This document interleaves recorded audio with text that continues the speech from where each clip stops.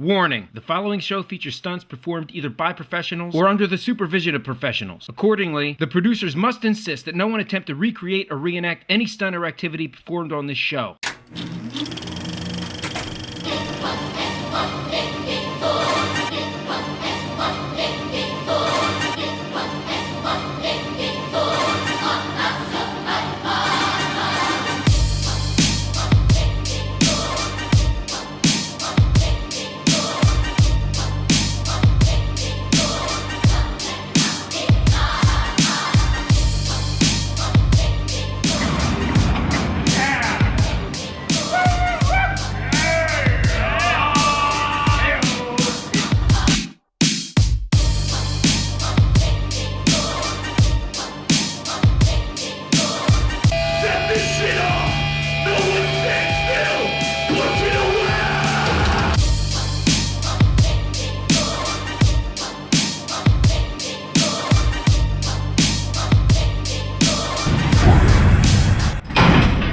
There's definitely something to be said for people who connect on a lot of levels. I mean, I don't know if people even know that you're standing behind this camera, how long we've known each other, but we've been friends for 20 years.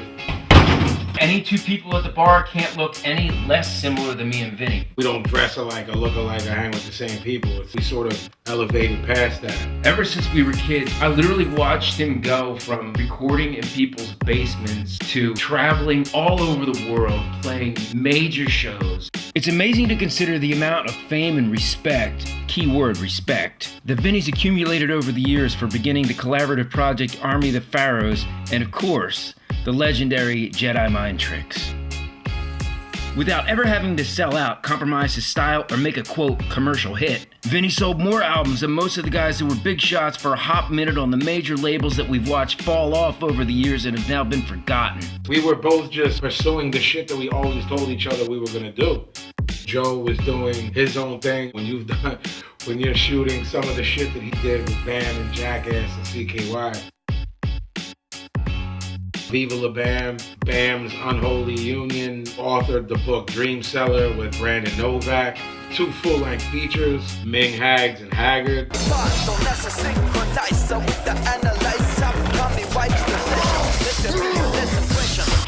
It's 6 a.m. I've been up all night in a bender with Vinnie Paz, and he wants me to direct his new music video, and I don't know what to tell him. It's like, Vinnie, have you seen the bands I make videos for? Him, Clutch, CKY, 69 Eyes, Viking Skull. Like, it is as far removed from hip-hop as humanly possible. So finally, Vinnie says, Franz, here's why you're going to do the video. Because if I have to go with a standard hip-hop or rap director, all I'm going to get is a hydraulic hot rod on the beach with booty shakers and homeboys, which is a pretty good point. And he begins to tell me about this track called Keep Moving On.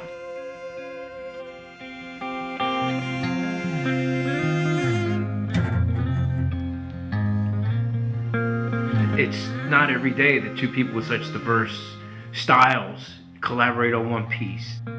We are clouds, we are whispers, like fawns and shapeshifters. I knew I wanted my friend Sharon Warden, my brother's diamond girl. I knew I wanted her on it. I feel like my music is sort of this combination of soul, rock, avant-garde, classical stuff all wrapped into one. I think that was like part of the allure of it. The first time we worked together, knowing that we're not gonna bring in the prototypical R&B chick to sing on a record. We are stars colliding, now we crash like lightning into love. I knew how good of a songwriter she was, so I rolled the dice and I was like, I'll give y'all the beat, see what comes from it.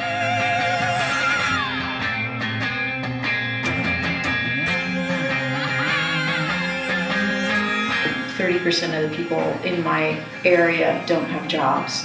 And a friend of mine had lost her factory job and lost her home, and she had 4 children. And so when Vinnie sent me these tracks, immediately I thought of her. What's amazing is that I didn't tell Vinnie that story, and the first verse is totally about losing your job from your factory position.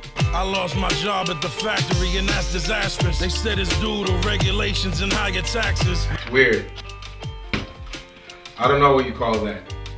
Synchronicity? He is so intuitive and so heartfelt in every lyric. There was like 5, 6 of us in my engineer. I'm like, yo, this is it. And they're like, it's it. What do you mean? This is the right mix? That's the right drum sound? What do you mean this is it? But I was like, yo, this is the shit we're gonna like turn into a visual. Because I'm feeling this in a way that I know how other people are gonna feel when they hear this. I think it's about where we're at in America right now. It's about the blue-collar worker. It's about struggling to survive. This song is a metaphor for the human struggle. Absolutely. It's the one thing through all humanity everyone understands. Not everyone understands wealth, not everyone understands what it is to be poor. Everyone has coped with pain and struggle.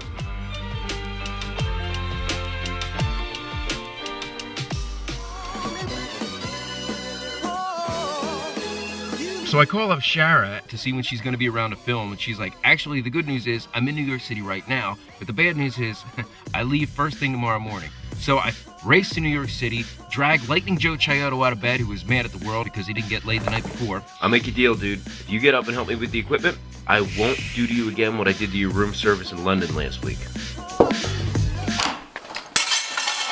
You stupid shit. Come on, dude. Kick it in. So when Shara got in a wardrobe, she says, I love the outfit, but what's the meaning behind it? To which I replied, rap is a technique of modern storytelling begat in the ancient Greek theater in which a chorus delivered oration calculated to deliver 3 conditions of the told tale. 1. Story, obviously Vinnie's rap. 2. Song, visually conveyed by the musicians playing the beat. And 3. Emotion, delivered by you herein. And as for your outfit, Shara, I'm borrowing from a sepia-degenerated silent film aesthetic. While it's true that in color you look like an opera house version of Dolly Parton, in the video you look like a 1920s vamp completely hot. Never been done before in a rap video, I told her. To which Shara retorted, awesome, I always wanted to be a blonde. Who knew?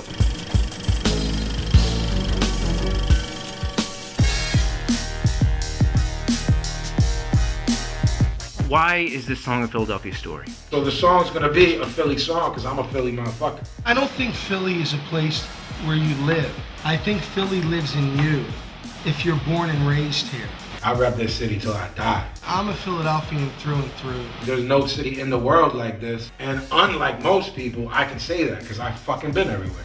I've been in Bogota, Colombia, playing on top of a mountain for 3,000 kids. I played in front of 100,000 people, co-headlining with fucking 50 Cent in Switzerland. There's still nothing like this city. I love this city. I love everything about this city. From the sense of humor, the area, the people, the unspoken shit, it's in my blood. Philadelphia's a blue-collar town. We grew up and we had to work. My father worked like an animal, 2 and 3 jobs. I had kids very young. I worked 2 and 3 jobs. But it wasn't just to get by.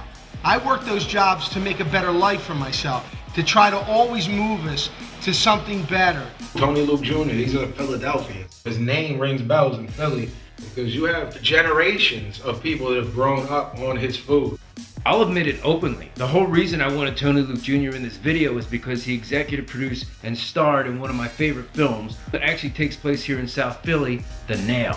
Whoever hasn't seen it now, check it out. The legendary Boom Boom Mancini's in it. Tony Luke Jr., he's in his 40s, got to make this film and is now reaping the benefits of being who he was all of these years and staying true to who he was and being a fighter, because that's what Philly makes. It makes fighters. It literally breeds fighters, and it breeds fighters from a spiritual and emotional aspect. Why did people identify with Rocky Balboa? He was the underdog.